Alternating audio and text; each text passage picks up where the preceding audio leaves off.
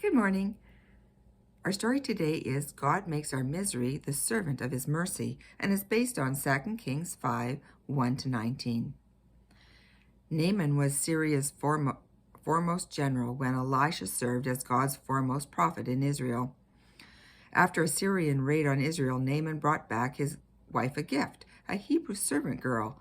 When this servant girl saw that Naaman suffered from a serious leprous skin disease, she told Naaman about Elisha and the power of Yahweh. As a result, Naaman was healed.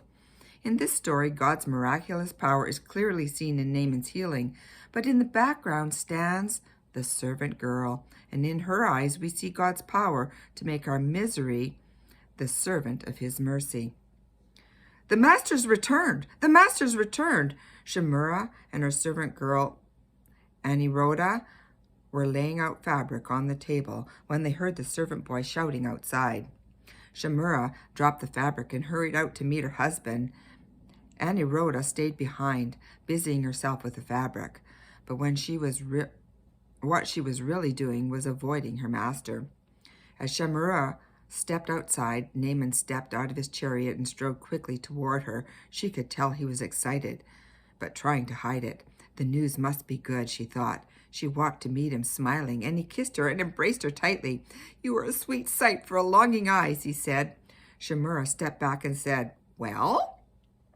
Naaman pulled up the left sleeve of his robe, exposing his upper arm, where one of the disease spots had been. The skin was healthy and soft. "No spots anywhere," he announced. "I am a leper no more."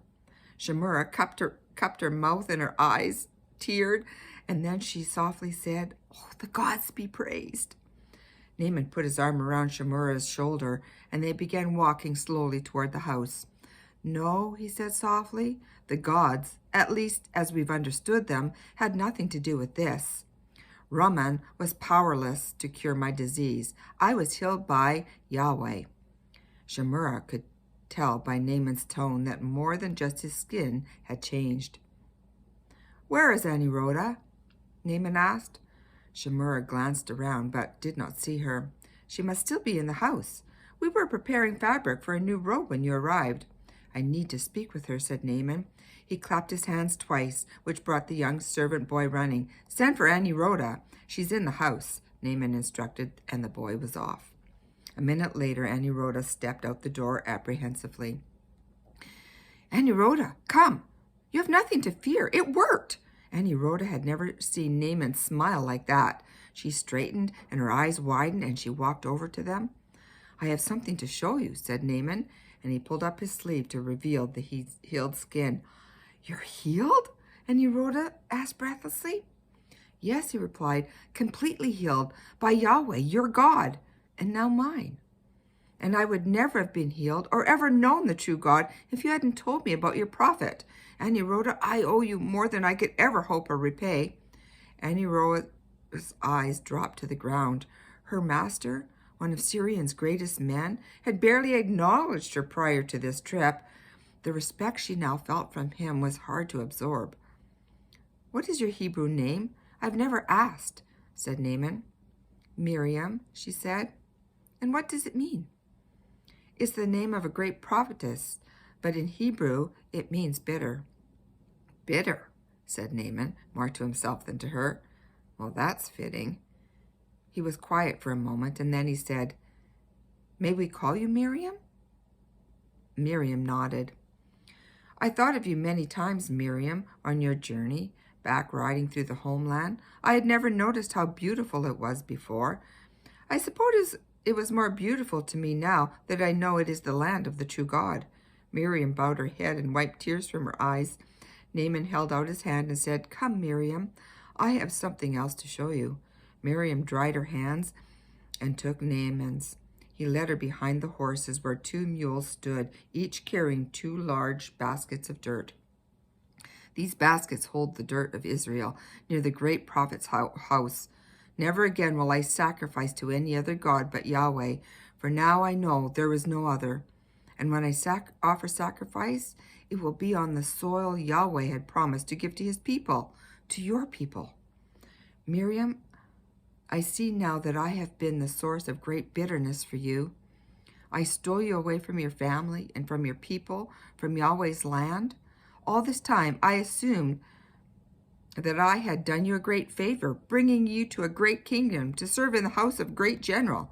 I thought I was giving you a life you never would have had otherwise. But I was a fool. I am the one who received the great favor.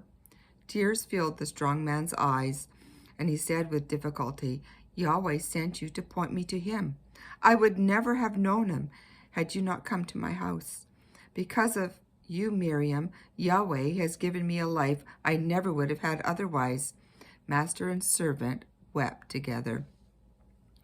Naaman's story is more than a story of God's sovereign power over disease. It's more than a story of God's sovereign grace extended to nations and to his enemies. It is also a glorious story of God's sovereign mercy conquering human evil and heartbreak. The Syrians abducted a Hebrew girl from her family. It was a wicked sin. The girl, her parents, her siblings experienced a nightmare of misery from which they could never wake. It left them traumatized and scared.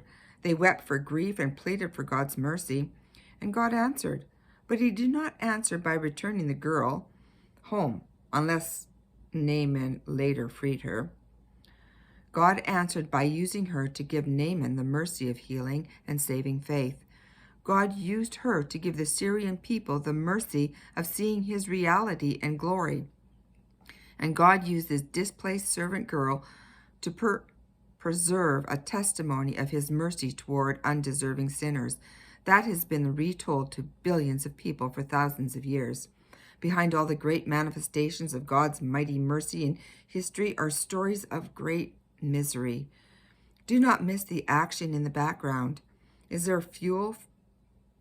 It is there to fuel your faith. God will overpower every evil you will experience in this life and make you more than a conqueror through Christ who loved you. Romans 8:37. The evil that causes your greatest misery will one day serve the omnipotent mercy of God, not only for you, but also for more people than you can ever imagine. And have a wonderful day.